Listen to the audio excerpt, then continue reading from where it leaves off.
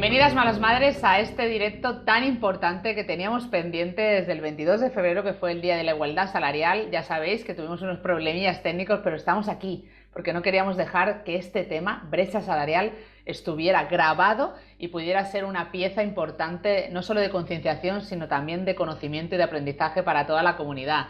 Así que volvemos a retomar los proyectos con la Oficina Española del Parlamento Europeo. Es un placer poder trabajar con ellos, no solo en la concienciación, sino en la visibilización, en saber qué se está haciendo desde Europa en temas tan importantes como la brecha salarial. Y sobre todo porque sigue habiendo un dato que nos preocupaba mucho, ya aquel día que estuvimos debatiendo, que es 1 de cada 4 personas en la Unión Europea sigue negando que existe la brecha salarial. Así que nos propusimos, desde la Oficina Española del Parlamento Europeo y desde Malas Madres, tomar conciencia y demostrar que sí, que existe, que esperemos que no exista por mucho tiempo, pero que nos queda todavía un largo camino y mucho trabajo. Porque más allá de las cifras que hoy nos va a dar la directora María Andrés y que también vamos a reflexionar con Natalia Díaz de la OIT, hay también muchas situaciones reales, ¿no? Muchos casos que nos han ido llegando estas semanas que íbamos reflexionando sobre estos temas de malas madres y cómo lo han sufrido en su propia piel. Nos mandaban mensajes como algunos que tengo por aquí que os leeré.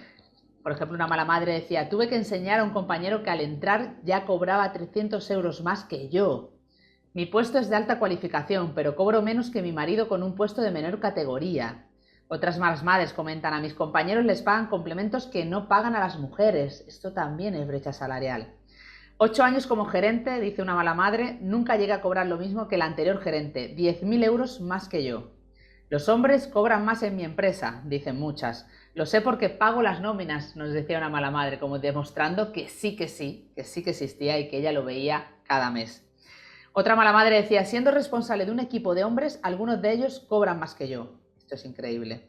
He sufrido brecha de oportunidades. El de no crecer te hace quedarte con menos salario. Esto es una de las cuestiones que vamos a hablar hoy, porque también se trata de no poder acceder a puestos de responsabilidad, de cómo las mujeres que cuidamos, mayoritariamente el cuidado cae en hombros de la mujer, acabamos siendo las que frenamos nuestra carrera profesional y la que no podemos ascender o continuar con esa trayectoria que teníamos antes de ser madre. Eso también es brecha salarial.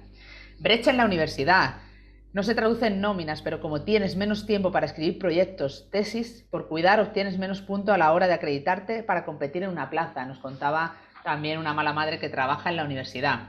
Y todo esto, ¿no? Todo esto son temas que nos preocupan, todo esto son temas que impactan muy de lleno en la igualdad salarial y en poder avanzar, en que el día de mañana podamos ser realmente iguales los hombres y las mujeres en derechos y oportunidades.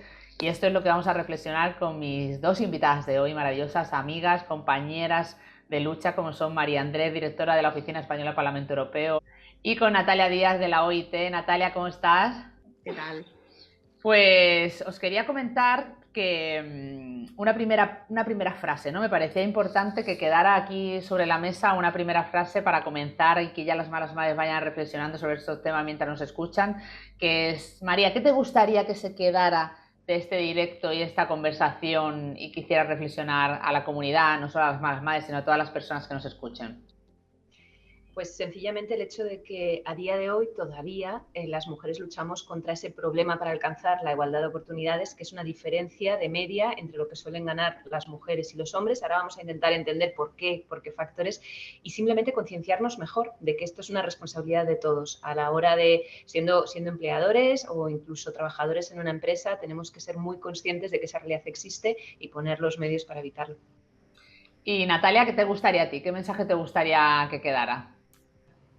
Bueno, a mí me gustaría lanzar un mensaje, y es que después de la pandemia de la COVID-19, pues hemos visto todavía esa disparidad, esa brecha salarial que sigue existiendo en todo el mundo y también en el nuestro.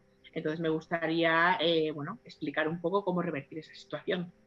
Vamos a empezar por algo que también nos preocupaba, María, cuando hablábamos de cómo poner sobre la mesa esta realidad, porque es verdad que el primer choque que nos encontramos es que parece que no existe, ¿no? O también porque hay una cosa que para mí me parece que también es importante esta conversación, tomar conciencia de que si tú no estás sufriendo la brecha salarial no quiere decir que no exista, ¿no? Que muchas veces nos quedamos con ese sesgo que tenemos de la realidad que vivimos muy de cerca, pero también tenemos que hacer autocrítica, tanto las organizaciones, las instituciones, de cómo estamos comunicándolo. Y eso es una de las cosas que realmente llevaron a María que dijera, oye, Laura, vamos a sentarnos y vamos a ver cómo podemos comunicar mejor esto. Y es que muchas veces mensajes que damos, María, por ejemplo, pues como el que se da a partir de noviembre, ¿no? Ya sabes que esa gran frase de a partir de tal día de noviembre las mujeres trabajamos gratis. Parece que no está calando, parece que no está llegando de verdad a entenderse, ¿no? Esos mensajes tenemos que romperlo. Y más allá de eso, ¿cómo podemos hacerlo, María? ¿Y qué se está haciendo de la Unión Europea? Porque una de las cosas que también, desde que Malas Madres trabaja con la Oficina Española del Parlamento Europeo, queremos dejar claro, muchas de las directivas que luego llegan a España se han trabajado previamente en Europa, ¿no? Y eso también es importante visibilizarlo. Sí, efectivamente, es súper importante. ¿Y qué razón tienes, Laura, cuando dices el hecho de que yo cobre exactamente igual que mi compañero varón en una empresa no significa que esa brecha no exista? Vamos a intentar desentrañar los factores que la pueden explicar y qué es lo que está haciendo la Unión Europea, ¿no? Yo creo que vamos a hablar más despacito de todo ello, pero sí que es importante decir que, según Eurostat, que es la agencia que tenemos nosotros a la hora de medir si existe o no existe esa diferencia salarial, y que la medimos con la diferencia que hay entre la media del salario bruto de los hombres y el salario bruto de las mujeres. Pues descubrimos, por ejemplo, que en 2020 las mujeres cobran, existe una brecha salarial de alrededor del 13% en la Unión Europea, de media, en todos los países de la UE, una media que varía muchísimo. En Luxemburgo nos encontramos un 0,7 de brecha salarial, en países, por ejemplo, como Letonia llega hasta el 22, pero hay muchos países también grandes, como Alemania, como Austria, como Estonia, que se acercan al 20% de brecha salarial. Entonces, eso significa que lo que cobran de salario bruto, según Eurostat, los hombres y las mujeres fluctúa en torno a esas variaciones. El por qué, eso es importante. Y ojo, no siempre significa que cuando un país tiene una brecha salarial muy pequeña, como en el caso de Luxemburgo o de Rumanía, hay mucha más igualdad entre hombres y mujeres. Hay otros factores que lo pueden explicar. A veces es porque las mujeres no se han incorporado de manera masiva al mercado laboral. Ese puede ser el caso de Rumanía. Entonces tiene poca brecha salarial, pero porque hay muchas mujeres que no se han incorporado. Hay otros que tienen una gran brecha salarial y que se puede explicar porque a lo mejor las mujeres eligen mayoritariamente trabajar a tiempo parcial o no pueden trabajar a tiempo completo por temas de conciliación. Y hay otros factores que lo explican, por ejemplo, que la realidad de que existen trabajos que están peor remunerados y que suelen estar muy feminizados. Entonces, esa brecha inmediatamente se aumenta. Así que existen muchos datos que nos demuestran que en el fondo sí que existe esa brecha salarial, por mucho que haya 1 de cada 4 europeos que no crea en ella. Entonces, lo que sí que me gustaría que quedara muy claro en esta primera intervención de en qué consiste eso de la brecha salarial y qué datos conocemos dentro de la Unión Europea es que sabemos con los datos en la mano que las mujeres, por ejemplo, suelen ser las que mayoritariamente terminan, ya hay más mujeres que hombres que terminen una carrera universitaria y unos estudios de posgrado. Sin embargo, son ellas las que trabajan mayoritariamente ocupando puestos a tiempo parcial a lo largo de su carrera laboral. Un 30% de las mujeres opta por un tiempo parcial con respecto a solo un 8,4% de los hombres. Estoy hablando de medias europeas, ¿vale? Y que la brecha además sabemos que es algo que aumenta con la edad, que muchas veces la mujer cuando empieza en el inicio de su carrera laboral es verdad que cobra lo mismo que su compañero varón, pero luego va teniendo toda esa dificultad, todas esas piedras en la mochila de las que tantas veces hemos hablado, de parar para tener hijos o de cuidar de personas mayores, de tener que reducir la jornada, y ahí es donde se va creando esa brecha salarial en una gran mayoría de los casos, que no siempre es así. Y claro, cuanto mayor brecha salarial en un género como el femenino en este caso, mayor brecha en las pensiones, mayor riesgo y mayor vulnerabilidad de que nuestras mujeres cuando se hacen mayores pues tienen menos poder adquisitivo que los hombres, ¿no?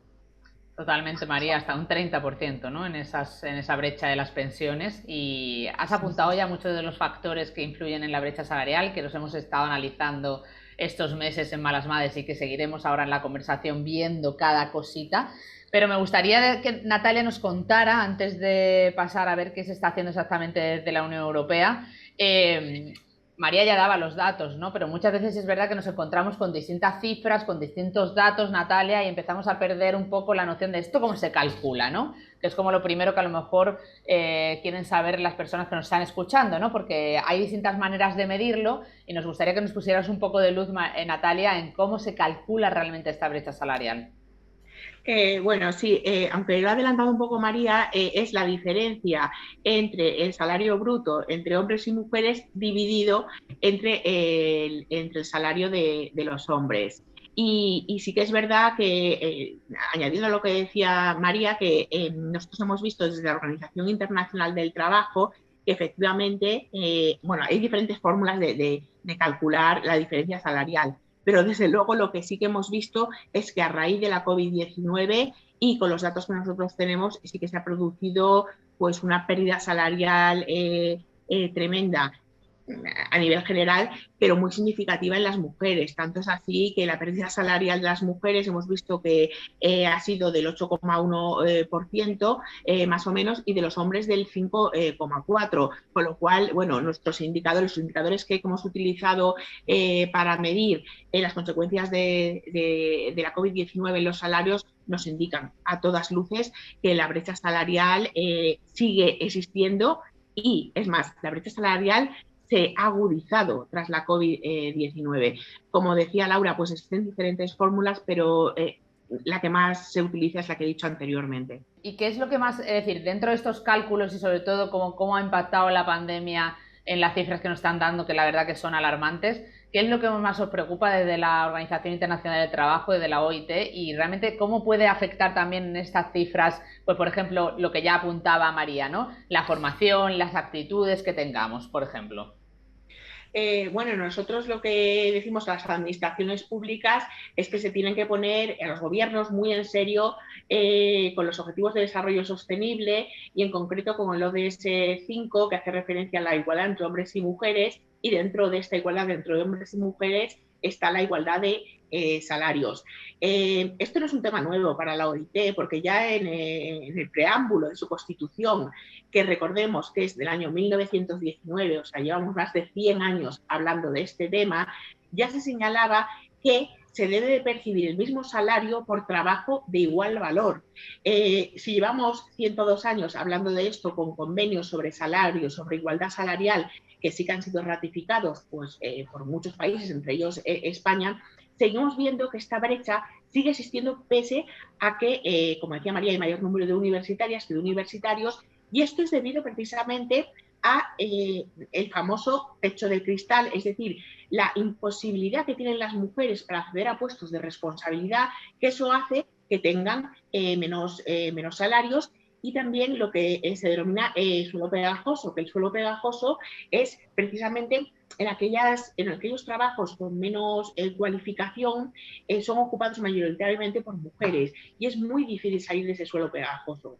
Pero es que es más, Laura, como decía y como señala nuestra Constitución, igual salario a trabajo de igual valor es algo que no se está consiguiendo a día de hoy, porque estamos viendo que trabajos que son análogos, que deberían de ser pagados igualmente, están pagados de manera diferente dependiendo si es un hombre o si es una mujer. Y pongo un ejemplo muy gráfico. Por ejemplo, una cajera mujer de supermercado gana menos que un hombre reponiendo cajas en ese mismo supermercado. O, por ejemplo, en el caso de una mujer que limpie, que esté limpiando, por ejemplo, un suelo, es diferente a un hombre que esté limpiando ventanas. Nosotros cuando hablamos, no tiene que ser el mismo trabajo. Es que esto es muy importante, porque esto es algo que confunde mucho y que la gente no entiende, porque siempre que hablas de brecha salarial, lo primero que dicen, no, mi compañero que hace el mismo trabajo cobra igual, ¿no? Pero es que no es del mismo trabajo, es de igual valor, como está diciendo Natal. Esto es importante.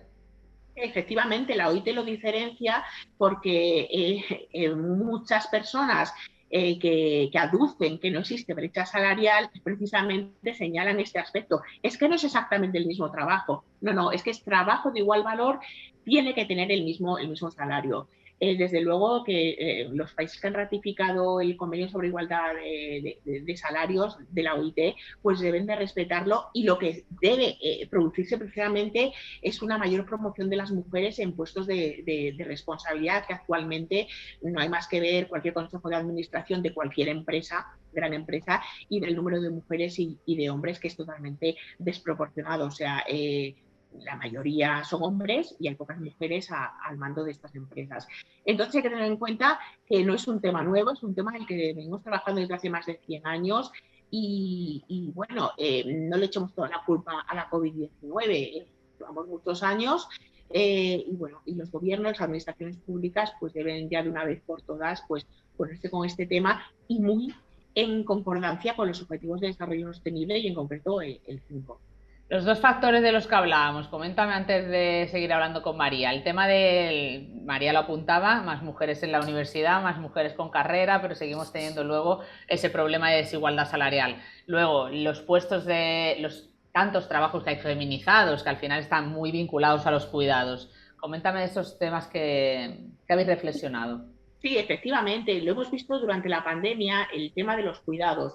El tema de los cuidados lo han asumido mayoritariamente las mujeres que han tenido que conciliar su vida familiar, personal, pero es que además de producirse una reducción de las horas de trabajo que se ha producido sobre todo sobre los trabajos de las mujeres. ¿Por qué? Porque las mujeres han tenido que reducir sus jornadas laborales, incluso que dejar sus trabajos para atender a cuidados de personas mayores y de los hijos, porque ha habido confinamientos pues bastante alargados en el tiempo, en algunos países sobre todo, y han tenido precisamente que hacerse cargo de estos cuidados.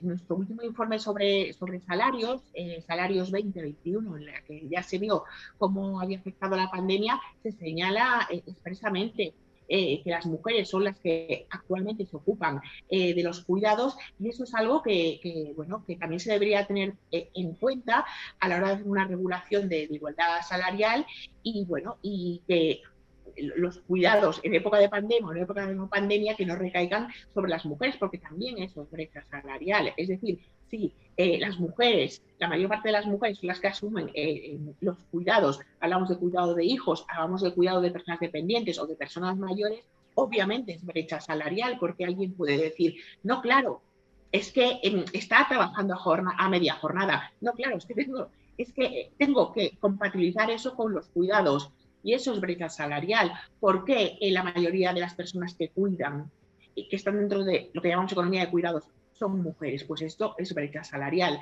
Entonces, bueno, es un tema en el que también hacemos bastante referencia en este informe sobre salarios 2021 y en el que, por cierto, tengo que añadir que España está la tercera por la cola respecto a salarios a nivel general y obviamente como existe diferencia entre hombres y mujeres, pues dentro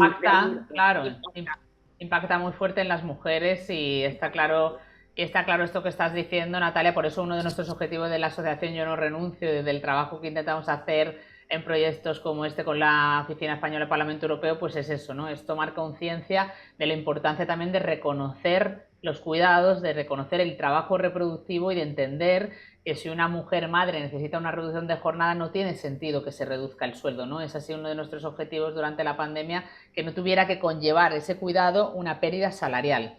María, desde Europa, ¿sabes? Desde el trabajo que hacéis en el Parlamento Europeo, ¿cuáles creéis que son las estructuras que impactan directamente en esta brecha salarial? Bueno, yo creo que lo primero que se está intentando hacer desde las instituciones de la Unión Europea es medir lo que está ocurriendo en Europa. Lo estamos hablando a lo largo de los últimos minutos, ¿no? Porque lo que siempre decimos, lo que no se ve no existe, pero es que es verdad. Y de hecho, eso es lo que da lugar a que tanta gente lo haya negado hasta ahora. Entonces, intentar visibilizarlo con una agencia como la Agencia de Igualdad de Género que tenemos en Bruselas, intentar poner cifras. Tenemos Eurostat trabajando sobre eso cada año por sectores. Hay sectores que además, donde la brecha de género aumenta.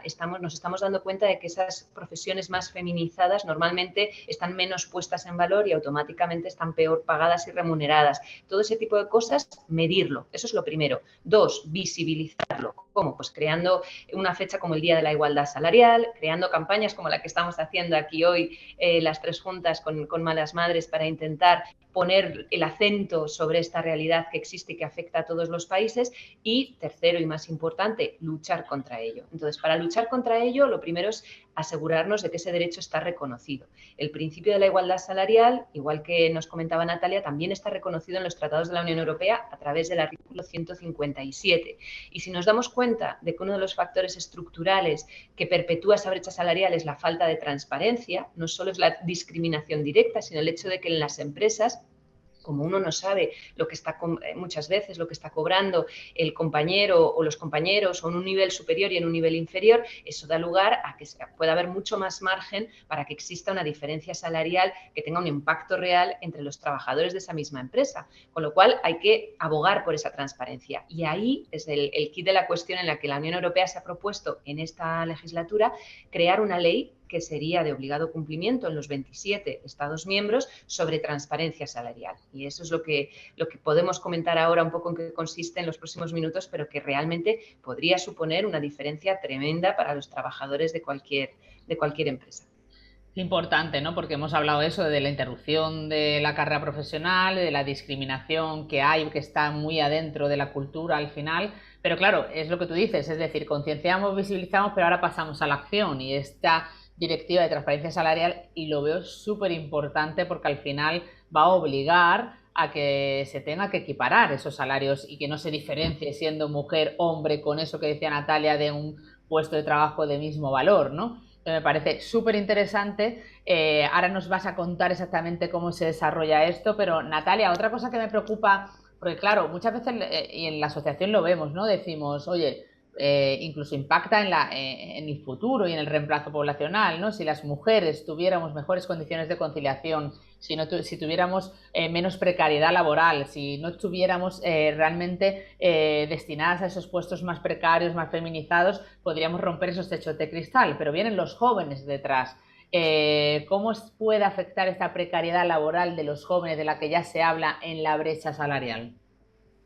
Bueno, afortunadamente tengo que decir que los datos sobre empleo del mes de marzo, bueno, parece que son halagüeños, y eso a lo mejor la reforma laboral pues lo logra encauzar, porque se ha conseguido que el 30% de los 140.000 empleos que se han creado en marzo pues que sean con carácter indefinido, y hemos visto que con la pandemia, con la COVID-19, la temporalidad, los contratos temporales, las mujeres se habían multiplicado por 6, y es algo que se ha reducido. Entonces, lo que hay que hacer son políticas totalmente de igualdad que permitan una conciliación adaptada al siglo XXI.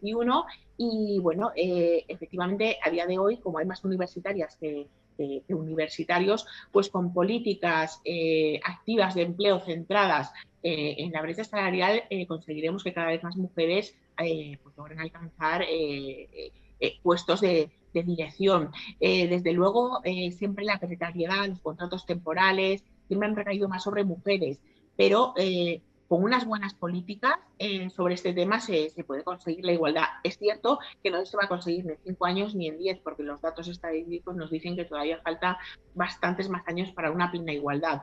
Pero bueno, los datos... Según el estudio Davos, 135 años nos quedan, hemos dado pasos atrás con la pandemia, tú lo comentabas al inicio, y realmente, claro, nos preocupa porque, claro, no solo la brecha salarial nos impacta, como decía María al inicio, en el inicio de los jóvenes al trabajo, en los puestos de responsabilidad, hasta dónde llega nuestra trayectoria profesional, sino que además tenemos un 30% de brecha en las pensiones, Natalia. Entiendo que es igual, ¿no? Que el trabajo que hagamos ahora es el que va a impactar luego en un futuro para que no nos encontremos las mujeres con esa situación tan grave. No, efectivamente, es que va todo unido. Una persona, en este caso una mujer, que trabaje menos que un hombre, sea por reducciones de jornada, sea porque sus contratos han sido temporales a lo largo de toda la vida, en definitiva, porque ha recibido menos ingresos, porque por tanto ha cotizado menos a la seguridad social, implica que la jubilación se cobre menos, y eso es algo que hay que revertir, obviamente. Y llevamos viendo, según los datos que manejamos desde la OIT, llevamos viendo que afecta negativamente a las pensiones de las mujeres, porque en su vida laboral se ha tenido que hacer cargo precisamente de los cuidados, ha tenido que pedir ella las reducciones, las mujeres, las reducciones de jornada, también porque los contratos temporales se han ofrecido más a las mujeres.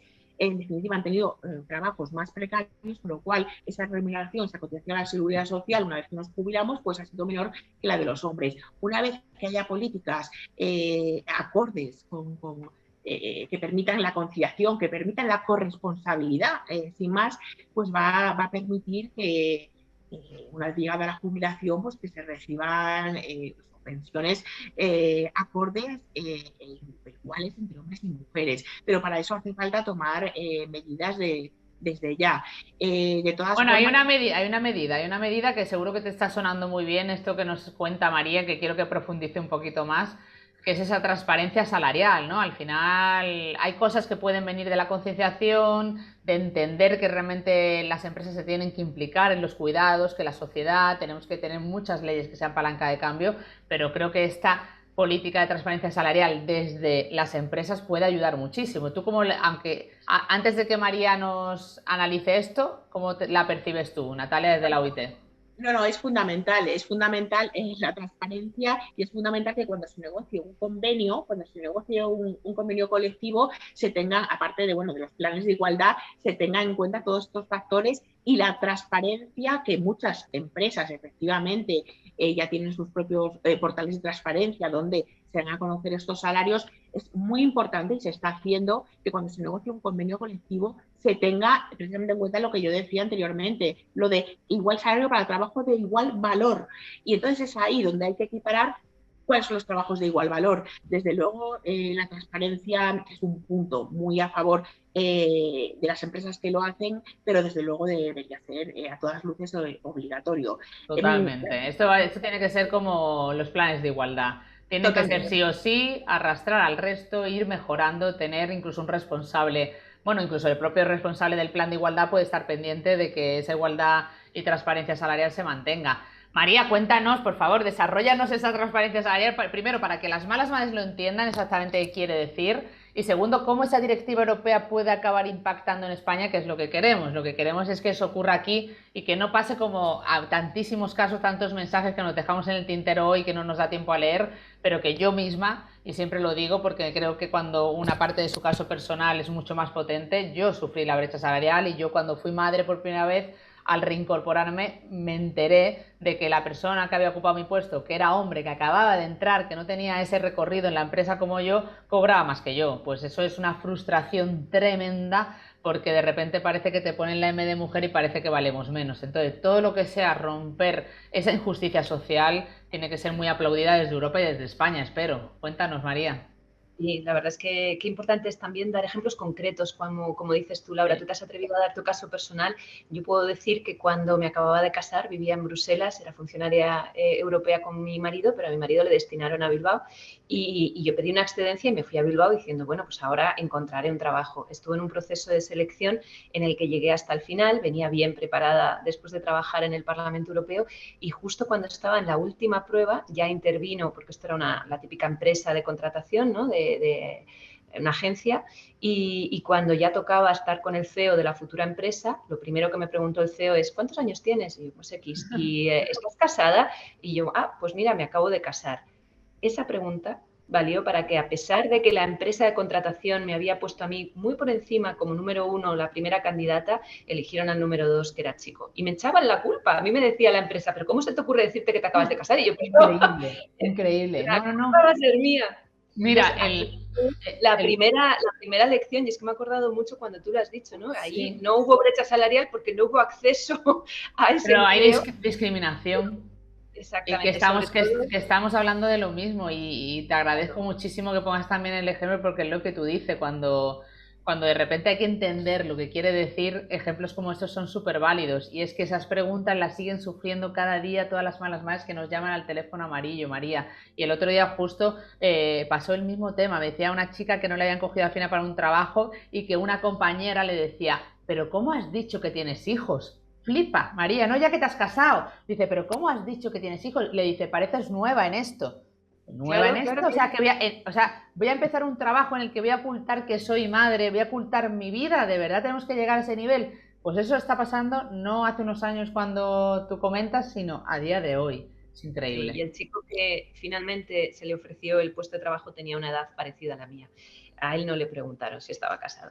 Pero bueno, como tantas veces cuando me encuentro tú y yo que tenemos que viajar por trabajo, María, me encuentro en charlas, en debate y me preguntan con quién están mis hijas. Y sabemos que eso, yo ya, cuando me dicen eso le digo, cuando empieces a preguntar esto a los hombres te contestaré. Exacto, exacto, no, tal cual. ¿Y cuántas veces pasa? Tienes toda la razón. Bueno, vamos allá con esa ley de Sí. transparencia salarial y cómo va a impactar tanto en las personas, en los trabajadores y trabajadoras, como sobre todo en las empresas y empleadores. Lo que va a intentar, y tengo aquí una chuleta porque son 10 puntos y no me Sí. quiero olvidar de ninguno. Para empezar, cuando el empleador en una empresa publica una vacante, va a estar obligado a que esa vacante, cuando incluye una descripción del puesto, incluya una orientación también de salario. No tiene que ser el salario bruto exacto al final que va a percibir o no tiene por qué incluir los pluses o cualquier suplemento, pero sí tiene que haber por lo menos una horquilla de información de cuál es el salario. No puede ser que emplees que publiques una vacante como empleador y que no ofrezcas esa información.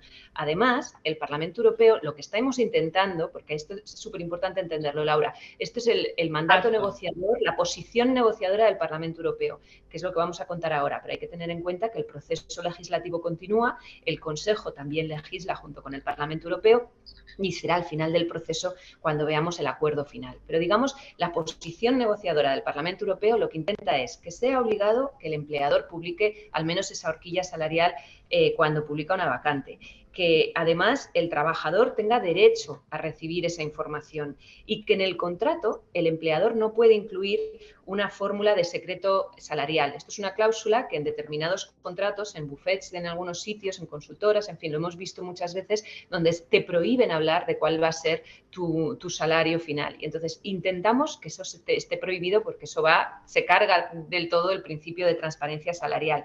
Ese trabajador que puede estar preguntándose o esa trabajadora cuánto cobran sus compañeros, tiene derecho, y eso está recogido en la ley, a preguntarlo y a conocer esa horquilla de salarios medios según los cargos. Además, cuando la empresa sea lo suficientemente grande, estará obligada a publicarlo también, hacer público todas esas horquillas, no solo a dar la información al trabajador, sino a que la gente pueda acceder de manera pública a los sueldos medios. ¿Qué pasa cuando un trabajador está en una empresa, ve las horquillas, ve lo que está ganando, tiene garantizada esa transparencia salarial y se da cuenta de que existe una diferencia que no está justificada? Bueno, cuando exista más de un 2,5% de diferencia, de brecha salarial y que parezca no estar injustificada, existe el derecho a plantear una denuncia y a intentar corregirlo. La empresa estará obligada a corregirlo si no es capaz de demostrar que eso está justificado por algún motivo y que es un trabajo de diferente valor, ¿no?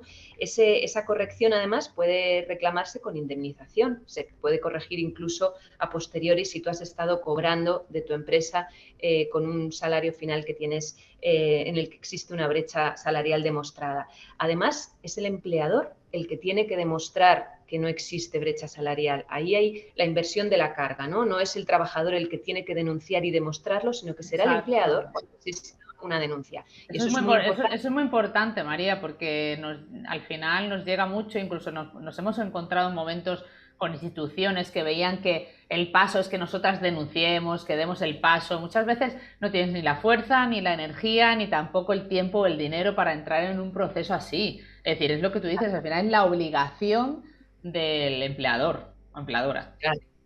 Efectivamente, y existen otros dos temas donde se intenta ayudar a que el empleado pueda recurrir a ese juicio o a esa denuncia si lo ve necesario. Por un lado, es el empleador el que tiene que demostrar que existe la brecha salarial o que no existe en su caso. Por otro lado, las costas de un hipotético juicio o proceso judicial recaen también de parte del empleador de la empresa.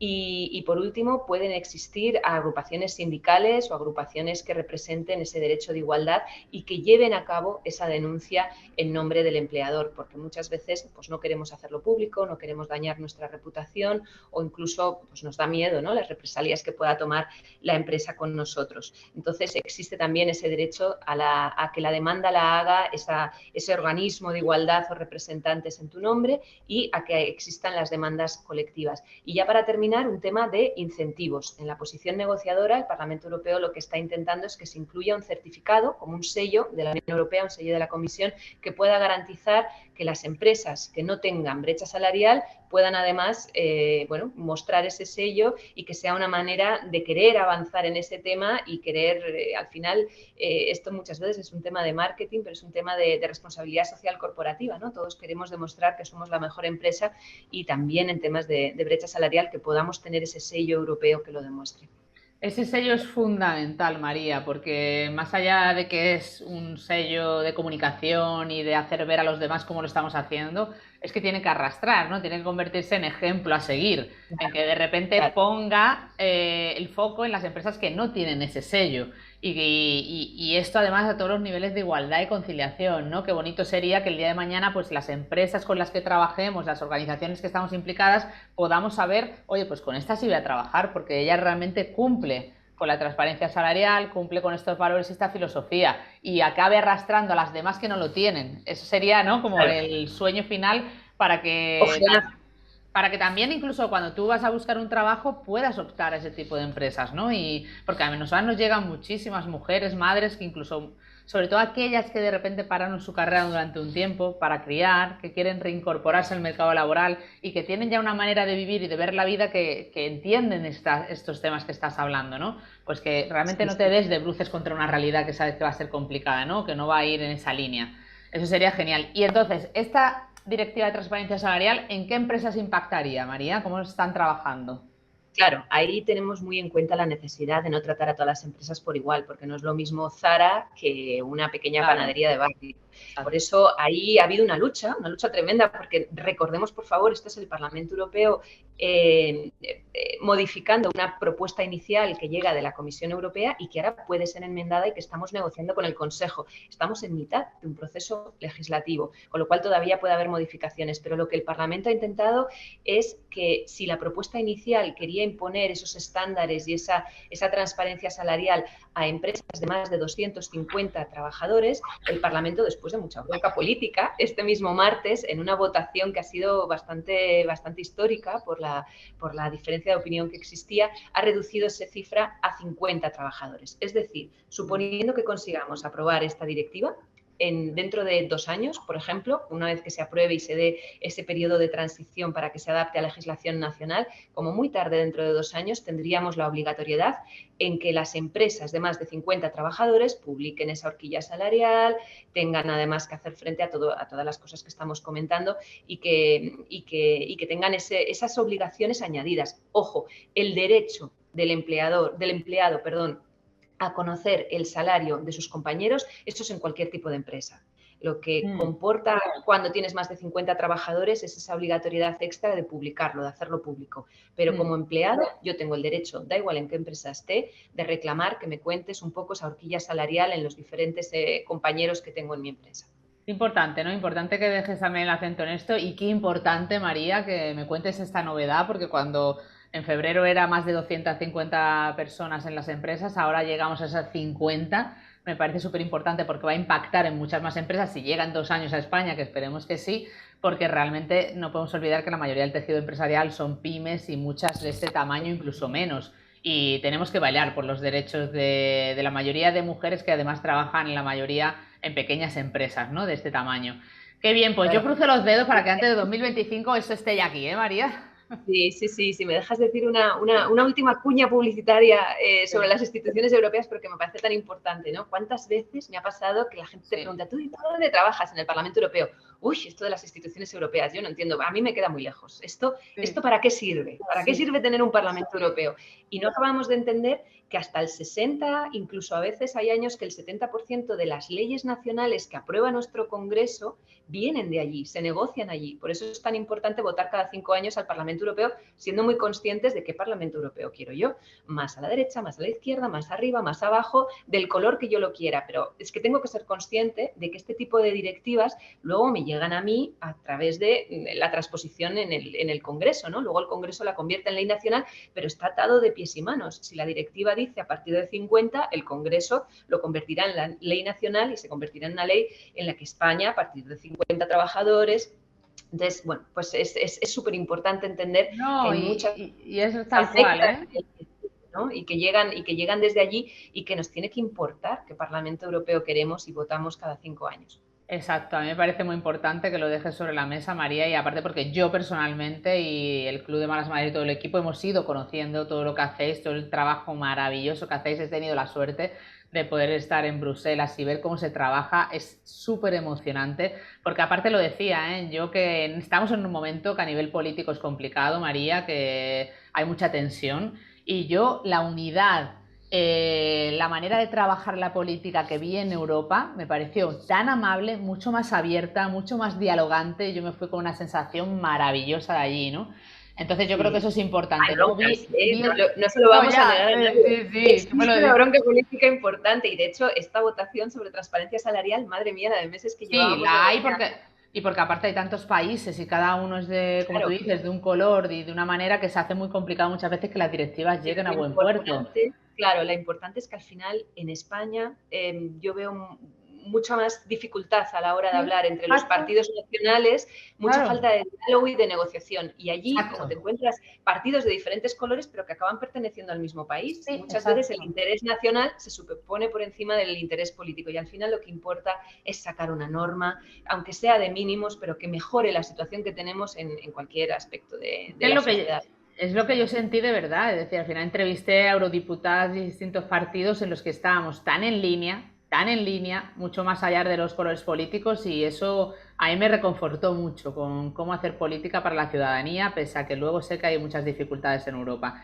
Pero en ese sentido, y una de las directivas que me parece importante que las malas madres sepan, bueno, que esa equiparación de los permisos igualitarios intransferibles que llegó a España venía de Europa y eso es algo que estamos disfrutando en nuestro día a día, en nuestra familia y que es una clave para la corresponsabilidad. Entonces, pues bueno, viene de Europa, es importante saberlo y conocerlo.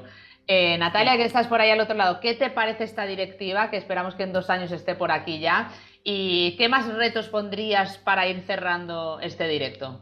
Bueno, la directiva, bueno, me parece fundamental y me parece fundamental que una vez que la directiva esté, que se ratifique, o sea, que venga a España cuanto antes, o sea, que se adopte como parte de la normativa de nuestro país. Y a mí se me ha olvidado antes apuntar algo, Laura, importante, y es que Sí, la formación en la formación también existe discriminación. ¿Por qué? Porque casualmente, y lo digo irónicamente, las profesiones que están más feminizadas son las peor pagadas. sí. Nosotros en nuestros estudios, en nuestros informes, denotamos, por ejemplo, que en los sectores de educación, de salud o de trabajo social, son sectores que están peor pagados y son los sectores más feminizados. Entonces es algo que también habría que abordar desde la educación.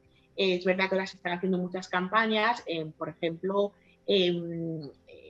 respecto a los estudios universitarios que anteriormente eran predominantemente masculinos y otros femeninos, y ahora estamos viendo que se está revirtiendo y eso también, bueno, va a afectar a la remuneración de los empleos futuros.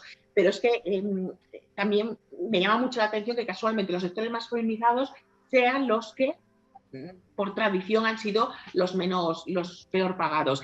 Y también, Laura, me gustaría Y hacer... curiosamente, antes de la última de la reflexión, curiosamente, esos sectores luego en los puestos de dirección sí tienes hombres, Natalia. En los puestos de dirección de esos sectores sí hay hombres. Las mujeres no. Efectivamente, pero no mujeres, efectivamente, lo del techo de cristal. Y luego antes he dado bueno, un dato sobre cuánto tiempo faltaría, bueno, y tú me has ayudado a concretarlo, que faltan todavía muchísimos años para que se consiga esta igualdad salarial, pero es que GESTA, que es el sindicato de los técnicos de Hacienda del Estado, dio un dato muy significativo, y es que dependiendo de la comunidad autónoma y dependiendo de las políticas que hay en cada comunidad autónoma, vemos las diferencias.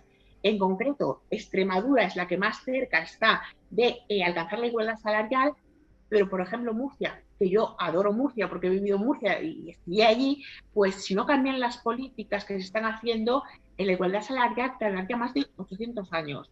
Y son 800 años, y son datos de Gesta, del sindicato de técnicos de Hacienda. Entonces yo cuando he visto ese dato, me ha parecido muy alarmante. A mí me parece que también tenemos que volver al inicio de lo que hablaba María, de cuando María ha estado también marcando la diferencia de la brecha salarial en distintos países, también ver el porcentaje de mujeres que trabajan, ¿no? Cuáles han parado su carrera, ahí también sería importante tener en cuenta todo eso. O sea, realmente lo que vemos lo que hemos intentado analizar es que la brecha salarial es un concepto complejo, pero que realmente se puede atajar y que si realmente ponemos políticas que funcionen, que impacten, que responsabilicen a las empresas y a la sociedad, podemos cambiar esta realidad, ¿no? Y podemos darle un poquito de esperanza a esas niñas mujeres del futuro para que puedan vivir en un mundo más igualitario, en un país como España, pues que tengan las mismas oportunidades y los mismos derechos. María, decirme algún mensaje que queráis para terminar esta conversación que me ha encantado tener con vosotras. Natalia, venga, tú que estás por aquí, que te veo a ti primera. Sí, bueno, pese a todo hay que lanzar un mensaje positivo.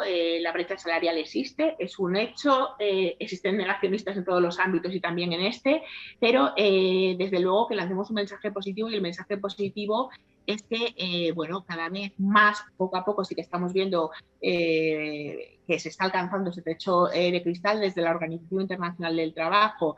Desde luego estamos sacando múltiples informes cada año sobre salarios, en los que hacemos recomendaciones a los gobiernos. Y bueno, la parte, digamos, positiva de todo esto es que ahora sí que estamos viendo un repunte de contratación de mujeres mayor que los hombres, y luego habría que ver el salario cuál es, pero sí que es verdad que creemos que con la nueva reforma laboral, bueno, pues se puede hacer, bueno, se puede hacer un acercamiento mayor, o bueno, acercarnos a datos de otros países europeos que, como digo, bueno, pues España tiene que hacer un trabajo fuerte porque estábamos casi a la cola, los pelos por la cola en salarios bueno, y en brecha. Entonces, bueno, seamos positivos, estamos trabajando, vosotros estáis trabajando, vosotras estáis trabajando, y desde diversos organismos, pues el Parlamento Europeo, Organización Internacional del Trabajo, las distintas administraciones, estamos todos trabajando para conseguir una vez por todas pues la igualdad salarial.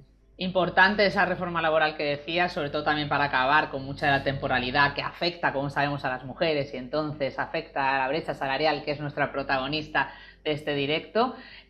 María, ¿qué te gustaría poner el acento para despedirnos? Pues yo creo que esta futura ley de transparencia salarial, que está costando tantísimo sacar adelante, no va a eliminar la brecha salarial por completo, pero es una herramienta muy útil, muy importante, y es un paso de gigante que estamos dando hacia esa igualdad de oportunidades, y sobre todo es una señal muy fuerte que estamos dando los europeos sobre qué es Europa y qué Europa queremos, porque al final nos damos cuenta en momentos como este, en el que estamos viviendo esa guerra terrible, que está esa invasión de Rusia en Ucrania, ¿no? Y que nos volvemos a replantear qué queremos los europeos, cómo queremos defender. Europa no son sus fronteras, Europa es una comunidad de valores, y la definimos entre todos cada vez que votamos, cada vez que pasamos una ley, cada vez que la implementamos. Entonces yo creo que uno de los valores fundamentales, además de la democracia y del Estado de Derecho, es el de la igualdad, y en ese lideramos el ranking mundial, y en ese queremos seguir liderando. Así que yo creo que es un paso adelante súper importante, y que nos va a definir como europeos y nos va a hacer orgullosos, yo espero, de sentirnos europeos. Pues yo creo que con esas palabras que has dicho, María, tenemos que dedicarle este directo también a todas esas mujeres ucranianas que van a luchar, que lo van a tener difícil, porque muchas han salido del país, muchas van a tener que hacer su vida en otros países europeos en los que estamos dispuestos a que sean parte de nuestra vida. Y mandamos un abrazo enorme a todas las familias, a todas las organizaciones que están trabajando directamente allí, haciendo una labor increíble, y mucha fuerza a toda Europa, porque realmente es cuando tenemos que demostrar que estamos unidos, ¿no? Y unidas. Y el tema de la igualdad tú siempre lo has dicho, ¿no? Y nosotras siempre que nos hemos reunido, María y yo, para buscar aquellos proyectos que nos unían a Malas Madres y a la Oficina Española del Parlamento Europeo, pues era que querían una Europa comprometida con la igualdad, ¿no? Y para Malas Madres y la Asociación Yo No Renuncio es una de nuestras banderas, junto con la corresponsabilidad, la conciliación, porque todo va hacia el mismo camino. Y yo me quedaría, pues bueno, con todo lo que hemos hablado, ¿no? Con esa concienciación tan importante que tenemos que seguir haciendo, visibilizando, como decía Natalia y María, que la brecha salarial existe, que por favor después de ver este directo ya no podamos decir más eso, porque no es una realidad, porque no se corrige solo con una directiva de transparencia salarial, pero sí se va poniendo la piedrecita para que ese camino construya hacia donde queremos, y realmente seguir con esa formación que también hablaba Natalia, ¿no? La importancia de la formación, no solo en las pequeñas empresas, sino en todas, en los líderes de las empresas, para que luego esas directivas calen, para que luego esas políticas que se llevan desde las instituciones tengan un sentido. Y el compromiso político, yo creo que ha quedado claro también, ¿no? De que cuando esa directiva europea vea la luz, pues pueda llegar a España rápidamente y podamos sentirnos orgullosas con ese sello, que también sería fundamental para saber realmente cuáles son las empresas comprometidas. Ha sido un placer auténtico. Yo creo que hemos conseguido el objetivo, ¿o no, María?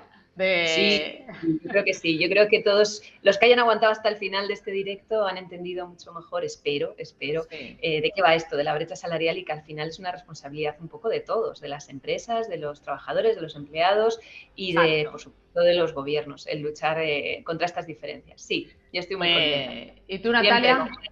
a tope.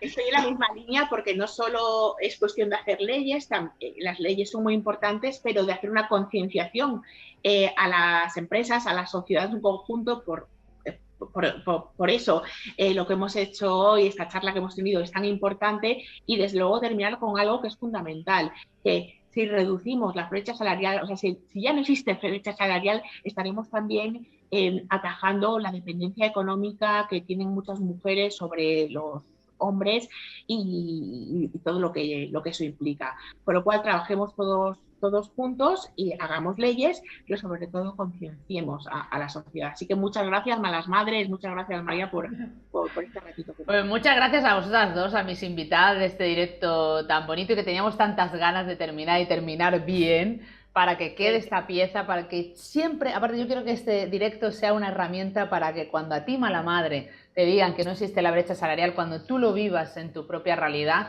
puedas decir, sí existe, aquí están los datos, aquí están las cifras, pero además aquí está también las soluciones de cómo podemos revertirlo. Y nada, mil gracias por estar al otro lado, os esperamos en el próximo directo, seguiremos trabajando en este sentido, os contaremos las próximas fases del trabajo que vamos a hacer desde Malas Madres con la Oficina Española del Parlamento Europeo. Un abrazo enorme y muchas gracias por estar. Un beso.